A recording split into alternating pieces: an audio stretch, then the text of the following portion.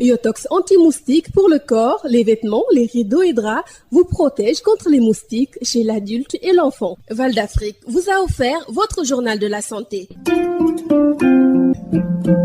mbokk yi asalaamaaleykum dal leen jàmm ci seen xibaaru wér-gi-yaram.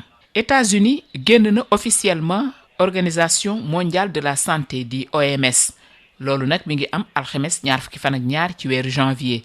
Président Donald Trump signé woon na benn décret jagleel ko loolu bi mu jëlaatee fonction ci Maison Blanche ginnaaw at boo xamee ne si def na préavis légal léegi nag mbir mi moom am na génn boobu États-Unis di génn nag ci OMS dina indi jafe-jafe ak gàllankoor yu rëy ci wàllu koppar ndax États-Unis nekk na donateur bi gën a mag ci organisation onusienne boobu kon nag njeexital bi moom dana diis lool ci wérgu yaramu ñi nga xamee ne si ñoom ñoo nekk diwaanu l'Afrique bu ñu sukkandikoo ci bànqaas bi nekk ci Afrique ci organisation mondiale de la santé ñi ngi ko siiwal ci ndaje bu ñu doon am ak taskatu xibaar yi diggante 2022 ak 2023 États-Unis jot naa versé lu mat $1 milliard ak $280 ci millions dollars OMS. Financement yu mel noonu nag buñ ko ñàkkee dina indi jafe-jafe ak tagatémbe ci doxinu OMS ak service yi nga xam ne si mi ngi ko doon def ci réew yu bare loolu nag di yàq lu bare tam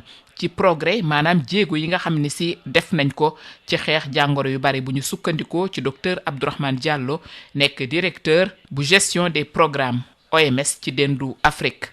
nee na daal jamono ji danañu takkaat seen geño bu baax a baax jël yenn programme yi segg leen jàpp leen yeneen yi nag ñu daal di xaw a bàyyi ba ci kanam ci Afrique.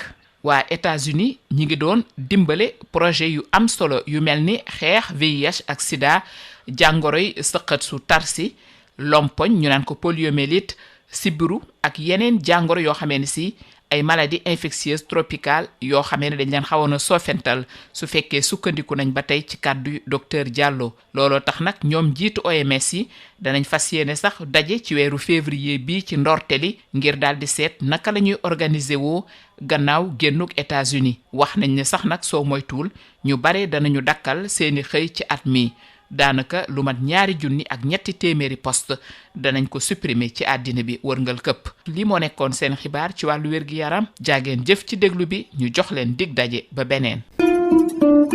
Yotox anti-moustique mooy aar mag ak ndaw ci bépp matu-matu yoo am na booy piis ci rideau yére ak moustiquaire ak booy diw ci yaram. Val d'Afrique moo leen doon may seen journal de la santé.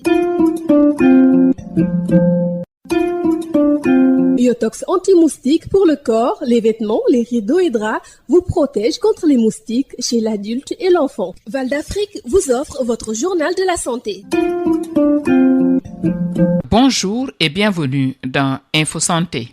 Les États-Unis ont quitté officiellement l'Organisation mondiale de la santé ce jeudi 22 janvier. Le président Donald Trump avait signé un décret en ce sens dès son entrée en fonction à la Maison-Blanche. Après 1 an de préavis légal, c'est donc chose faite. Le retrait des États-Unis constitue un sérieux problème financier pour l'Organisation mondiale de la santé.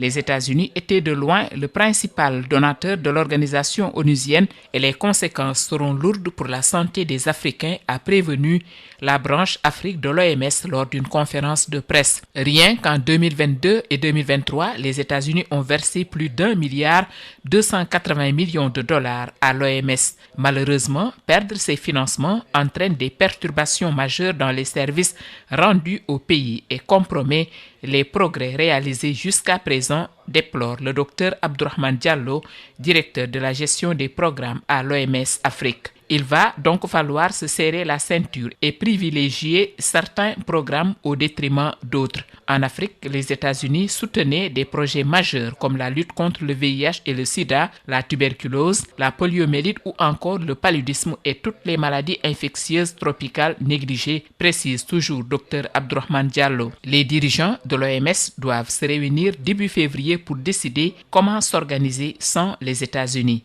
Ils ont déjà annoncé devoir licencier massivement cette année. Près de 2300 postes doivent être supprimés dans le monde.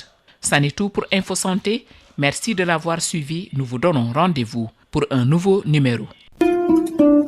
Yotox anti-moustique pour le corps, les vêtements, les rideaux et draps vous protège contre les moustiques chez l'adulte et l'enfant. Val d'Afrique vous a offert votre journal de la santé.